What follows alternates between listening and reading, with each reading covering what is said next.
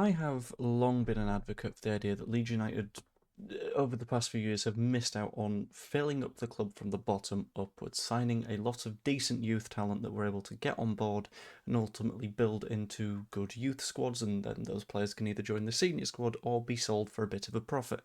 And now it looks like Leeds United are finally actually doing so in a very, very meaningful way that is genuinely going to support us for an extended period going forward. So in this video I'm going to talk about a couple of players that Leeds United are looking at signing that are very much in demand, where that's going to leave us, and where that fits into the strategy in the long term, and then a couple of other little bits that I find quite funny I'm going to save to the end because they're not the main story. So, diving into the main bit of the story, Leeds United are looking at signing a Man United sort of attacking wing kind of player by the name of Silva Mexes from Manchester United. Now, currently, he's the age of 15, and he's a very, very, very, very, very good player as far as everyone is aware. He's currently playing a year above his age group, which is always a very, very positive sign.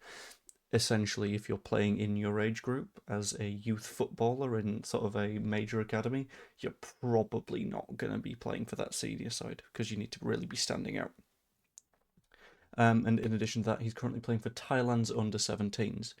Then again, that's less of a flex because Thailand aren't the best of sides, very obviously, so it's going to be quite easy to play above age group at that level. It would be a free move, however, there would be compensation. The way that this tends to work is as a youth player, you sort of slowly go without a contract. You can get your first contract at the age of 17, but you can get a scholar's contract at the age of 16. He's not quite there yet, but his sort of pre-existing agreement with Manchester United runs out in 2 months' time, at which stage he'll be able to sign for anyone that he particularly wants to.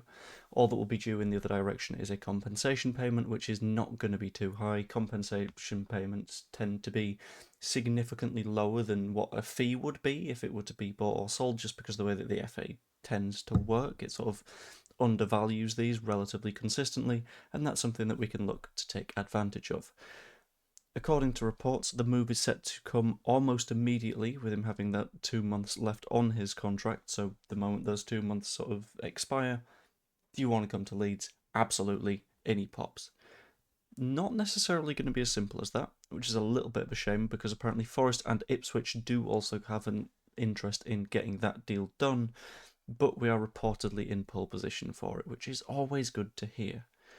In addition to signing Silva Mexes, who has a fantastic name, I'm going to keep on saying that as much as I can, we need to account for the fact that Leeds have also recently signed Edward Ibrahimovic-Fletcher, also from Manchester United, also a very, very promising youth player that was coming through the system, and are currently looking at signing Liam Bolmer, who is a 16-year-old right back at Liverpool.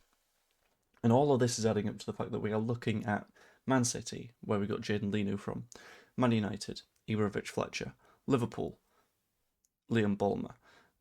And we're getting sort of very, very decent talent from a lot of very, very decent academies and assembling our own sort of youth super side at the minute. And they might not be the very, very best of what these clubs have to offer.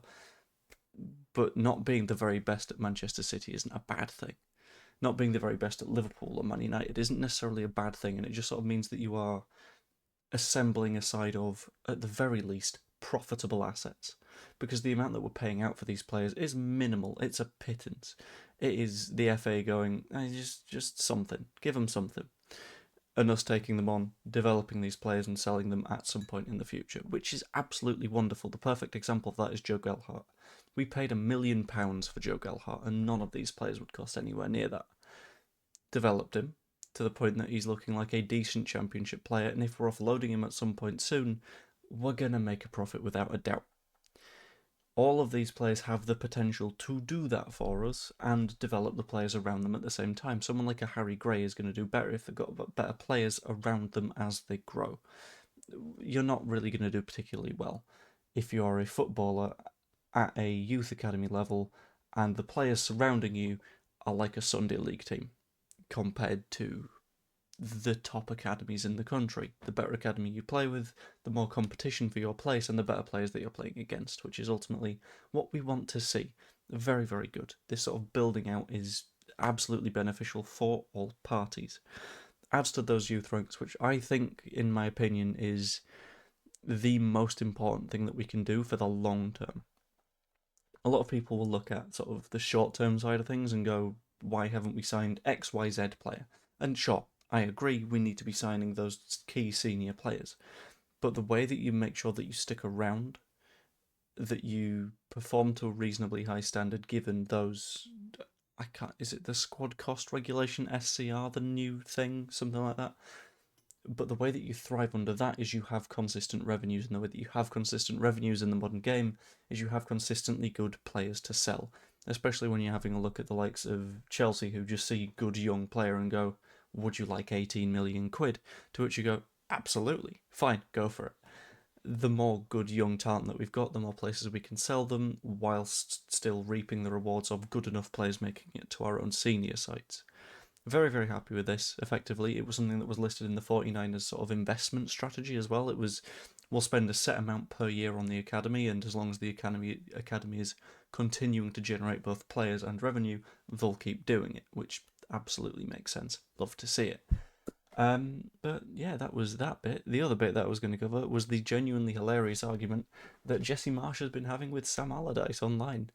Sam Allardyce, on his podcast, effectively said that he came into Leeds and noted that the two previous managers hadn't done anything with the players' fitness, which you could see on the pitch. Like, Jesse Marsch's side was getting burnt out by the 75th minute in every single match, and things would fall apart. Teams would defend and just wait us out, and then, oh, look, they're barely walking anymore. Let's just piss a goal in.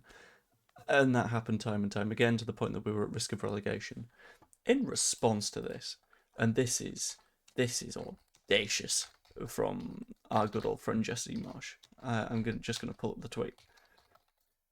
Jesse Marsch, Twitter. Bosh. It's also hilarious that this is coming from the manager of a national team at the minute. Jesse Marsch's response was to do the thing that Jesse Marsch always does. If I can make the right choices here. F11U. Sorry, this was a little bit of a sort of improv bit. Jesse Marsch did the thing again, where he pulls out the data. We all know he loves his stats and data. However, a lot of the time, it's bollocks. So a lot of this is like distance covered in kilometres, cool, but at the same time, we fell apart at the end of matches. We conceded a hell of a lot of easy goals. To which someone's next response was, nobody cares about yours or Big Sam's opinion when the relegation speaks for itself. Very fair. To which Marsch's response is, we kept the team up. And this is where I love what Connor said, which is, you also put Rafinha on throw-ins, which is absolutely spot on, to be honest with you. Also, I would argue that it was Rafinha that kept us up rather than Jesse Marsch, the absolute prick. It's going to be hilarious to see what happens at the World Cup. It's going to be glorious, because I don't think Canada have a difficult group, but if they fail to get out of that, I'm going to absolutely wet myself. Anyway, that was a quick thing covering the potential wonderkid signings and the nice sort of youth focal structure that we've got at the moment. A little bit on the Jesse Marsch, Sam Allardyce drama. To be clear, I think they're both kind of twats. And in my personal opinion, neither of them could lace up Bielsa's boots. They would try, and he would say, do it again until you do it perfectly, and then they would learn what a work ethic is. Anyway, hope you all enjoyed. If you did, pop a like on the video, subscribe, all the fun stuff, and I will see you later. Toodaloo, amigos.